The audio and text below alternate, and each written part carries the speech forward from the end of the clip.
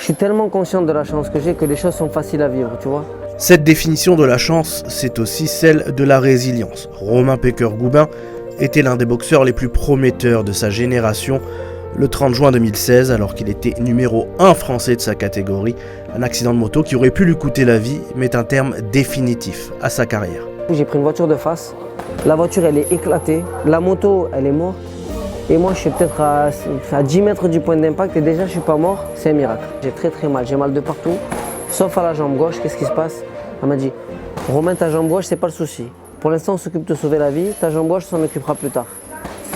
Et je te jure que quand elle m'a dit ça, je te jure que c'est vrai, et ça fait partie des chances qui m'ont été données aussi, c'est que j'ai compris que j'avais plus de jambes. Si moi on m'avait dit ça alors que j'étais boxeur professionnel, que j'étais numéro 1 français, si on m'avait dit tu vas perdre une jambe, moi tu vois, si tu vois ça, je me dis c'est impossible à vivre, tu vois.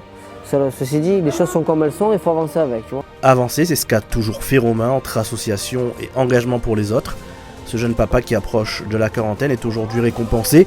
Il fera partie de ceux qui auront l'honneur de porter la flamme olympique pour les JO de Paris. En tout cas, il me demandait de justifier ce que j'ai pu faire d'un point de vue sportif, associatif et social. La vie m'a mis sur ce chemin-là, tu vois. Et après, toujours est-il que j'aurais pas forcément été... Tu sais, il y a des champions là qui candidatent.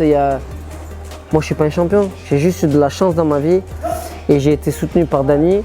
D'un coup, j'ai eu une fille de la ville de Cassis, je m'entends très bien moi avec toute la mairie, qui m'a appelé, elle m'a dit Romain, Dany de toute façon, elle veut que ce soit toi. Elle va pousser ta candidature. Et je te jure que quand elle m'a dit ça, ça m'a fait pleurer. Tu vois, c'est pour n'importe quel sportif que de porter la flamme, tu imagines comme c'est quelque chose.